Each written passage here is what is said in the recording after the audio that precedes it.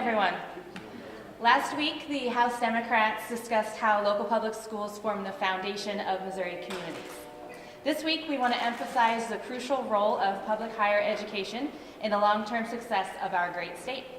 A robust public higher education system must produce a skilled workforce to attract businesses and strengthen our economy. We agree with the governor that making workforce development a priority, and we cannot ignore our higher education systems who provide many of these needed skills. But the system also must provide well-rounded instruction in many diverse subjects to ensure Missourians are informed citizens who possess the critical thinking skills necessary in a thriving democracy. Unfortunately, over the years, state government has erected barriers that have made higher education inaccessible and unaffordable to many. Some of those barriers are financial, resulting from nearly 2 decades of neglect in the state budget process. Although siphoning resources from public colleges and universities has become the go-to budget balancing move of short-sighted lawmakers and governors, it's had a long-term consequence, including putting the cost of a college education out of reach for many Missourians. But some of the state-imposed barriers to higher education seek to deny access to educational opportunity certain classes of Missourian students based on immigration decisions made by their parents. Such barriers are not only wrong, but counterproductive, preventing certain Missourians from getting the education and skills they need to maximize their potential as tax-paying members of society. These barriers, whether financial or ideological, must come down. To that end, the House Democrats have filed a legislative package that will help make higher education accessible and affordable to Missourians. I'd like to turn it over first to Representative Kendrick to highlight one of his bills. Hi, House Bill 197. I always forget the numbers of these things once you file them. I believe it's House Bill 197. It is a student loan refinancing bill. And what this bill does is it provides opportunity for Missourians across the state to refinance, consolidate student loans into a more attractive repayment plan, and a payment plan that is based on their income, to make sure that students or graduates are not maxed out completely every month and overpaying their portion to student debt, to repay student debt. Student debt is a major issue. It's over $1.5 trillion on the books right now in the United States of student debt. Anything the state can do to alleviate this issue, we should be looking at. There's a lot that the federal government can be doing and should be doing to create better opportunities for consolidation and for refinancing. They're not taking the lead. Private sector is taking the lead on some of this. You hear companies like SoFi creating refinancing opportunities, but SoFi is really skimming off the top, and I can't blame them, but they're skimming the safest borrowers, the highest wage earners, wage to debt ratio. They're refinancing them into attractive loan programs, and the state can provide refinancing as well that works. And my bill has safeguards for the state as well to make sure that we're not refinancing riskier borrowers and leaving the state paying the burden.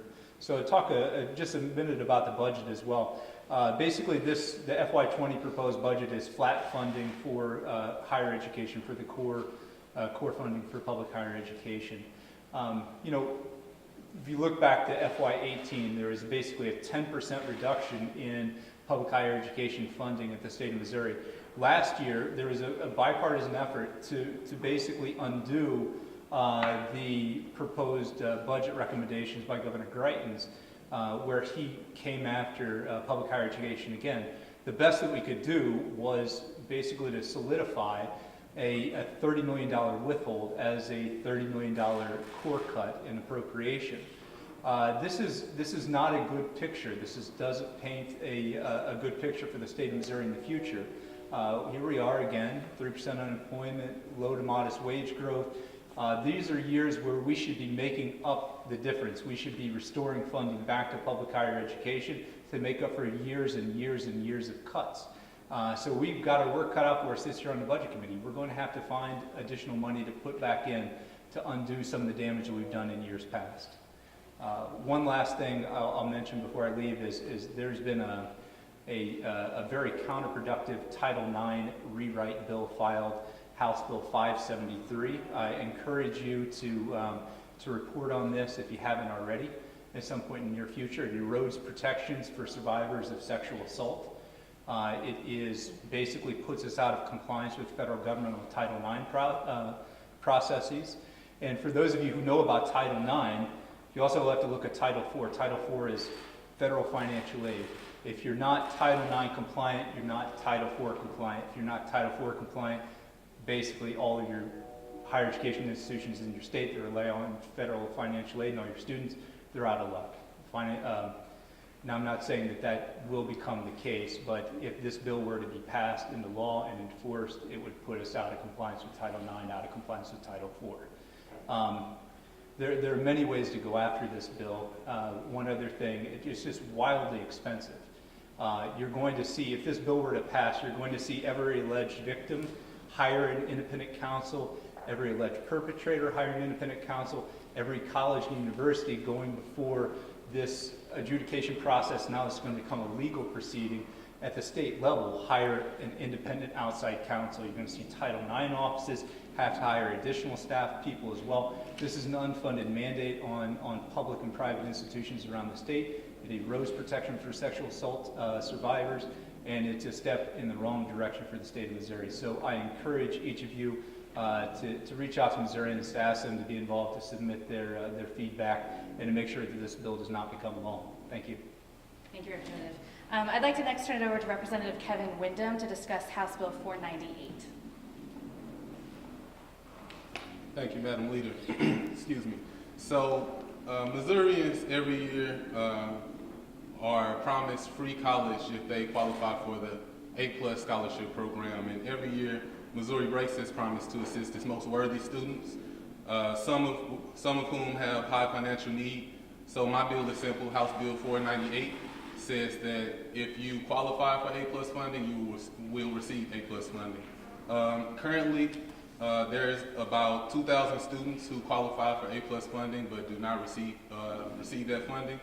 I should also add a couple of statistics. So the average gross income for A+ recipients is about $85,000 a year, and 36% of A+ recipients come from families with an average gross income of above $100,000. So I think it's important that when we're having financial aid programs, that they are equitable to all of our students, and also have a strong advantage for students who may have high financial need. Thank you. Thank you, Representative. Next, we have Representative Brandon Ellington to highlight House Bill 147 and Representative Burnett's House Bill 46.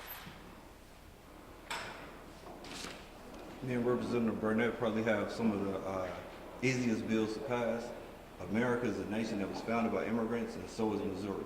So House Bill 147 seeks to bring back that spirit of supporting our migrants and our immigrants here in America.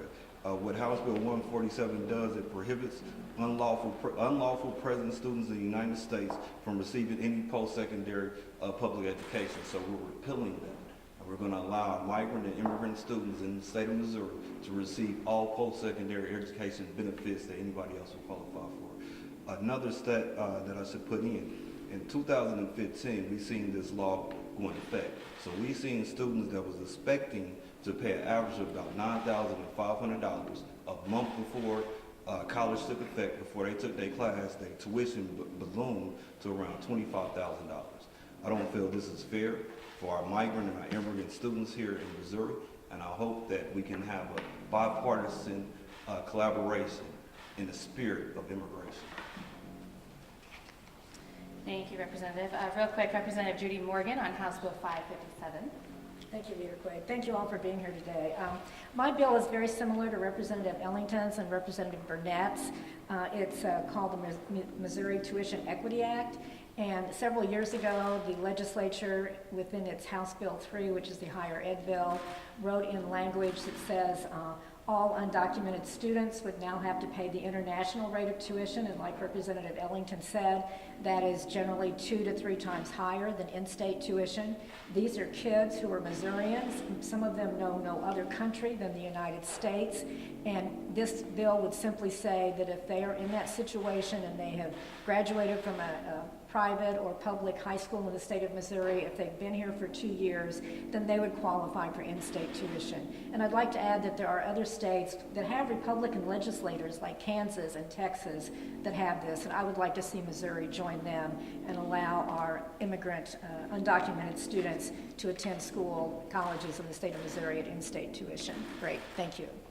Thank you. And to follow up on the Title IX conversation, I'm thankful that the Democratic Caucus is putting forward proactive bills to add protections for victims of sexual assault on campuses. So I want to turn it over to Representative Chris Carter to discuss his bill, House Bill 131. Good morning, good evening. Many of our friends and families have been sexually assaulted in colleges throughout the state of Missouri. So I put this bill together, 131, in regards to my daughter and some other friends. I know they told me they'll speak on it. But this bill would direct public colleges and universities to require every student organization to designate at least one person in its leadership, mandated, report for the purpose of reporting campus's domestic violence and sexual assaults. That's it. Thank you. Thank you. As I stated before, when we're talking about workforce development, we need to be talking about adding accessibility, both financially and ideologically for our students throughout Missouri, as well as making campuses a safe place for all Missouri students. With that, we'll take questions. Right now, as we speak downstairs, they are hearing Representative Swan's bill, which would fund the governor's new fast track concept for retraining adults. They're also hearing Representative Fitzwater's bill, which would revamp the tax credit program, front load the funding to incoming businesses for the creation of new jobs. Does this caucus endorse those two measures? I think endorse might be a strong word. With the Fast Track Workforce Grant Program, it's definitely a conversation that we are in support of, but it's important to note with that $22 million that the governor is asking for, very similar to the A+ program, it acts as last dollar for our students. So we do have concerns about the financial possible inequities that go there. You have to be 25 to also access that program. We have a lot of Missourians who are under the age of 25 that would benefit from support like that. So we're interested to see how that bill progresses, and maybe we can make some amendments to it so that we can fully support it. How about changing the tax credits, which right now go to you on the promise of the creation of jobs? You get them if you create, giving you the money as long as you can prove that you can pay it back if you don't create it. Well, with any sort of tax credit program like that, I think it's important to know how we're proving it and what those parameters are. So with the other bill as well, interested to see how this progresses. Not opposed to the concept, but we want to make sure that what we're doing is actually in the best interest for all students. Any other questions? Okay, thank you all so much for being here.